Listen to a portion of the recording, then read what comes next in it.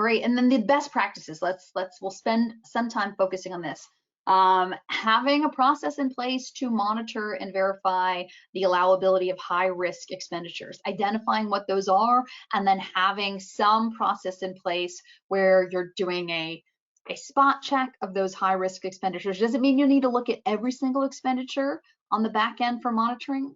I don't think so. You need to identify what you feel comfortable with, what your risk tolerance is, but having some process in place for monitoring. In fact, in the OIG work plan, Jeff, didn't we see something about monitoring, how folks are monitoring? So if that's not a, something to think about now, I think you definitely should start thinking about that. How are you doing that?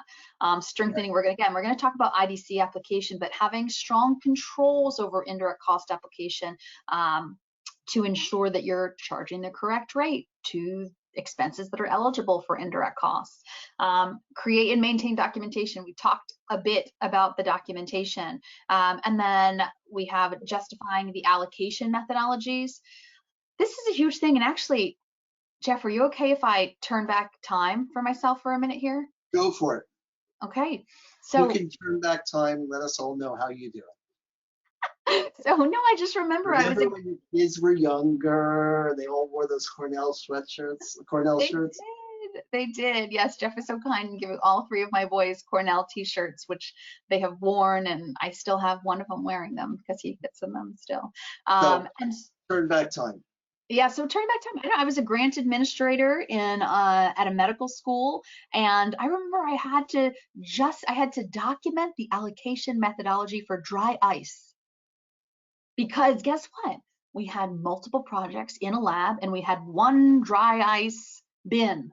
And how were we documenting it? How are we justifying how we were going to split up the costs associated with this? And I remember, and this is maybe I'm a little geeky here, but we spent great lengths and time thinking about that. Or if we think about, storeroom costs or other sorts of things, justifying allocation methodologies perhaps for salary or other things. These are key things, and this should be done not just once, but on a regular basis so that you have the most up-to-date methodology based on the use of things.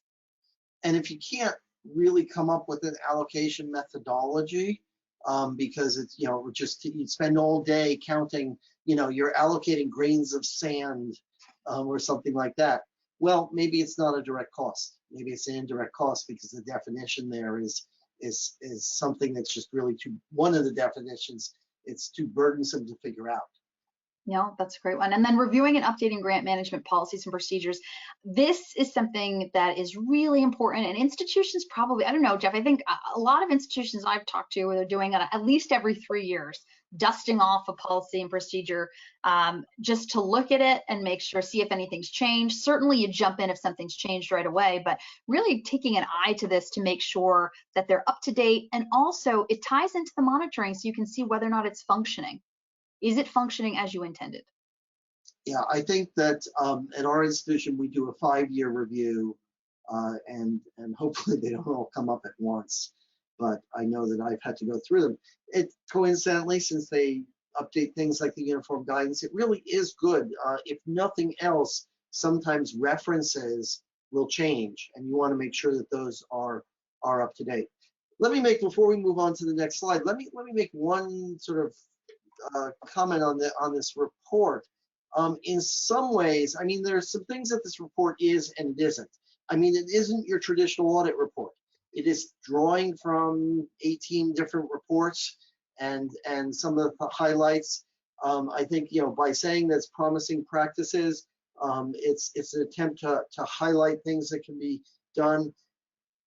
One way to take this report is to say, they're doing our work for us. And after this report came out, I did a training on our campus of, this is the report. And I pulled the things from the report that I thought were most pertinent to our campus and said, these are some opportunities we have. And these are some things to take a look at.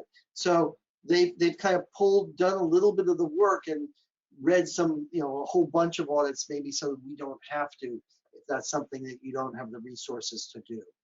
So think of it that way. I think you should accept it with the way it's presented, which is really, hey, there are things out there that, are being done well. There are things where we could strengthen. Take a look and figure them out.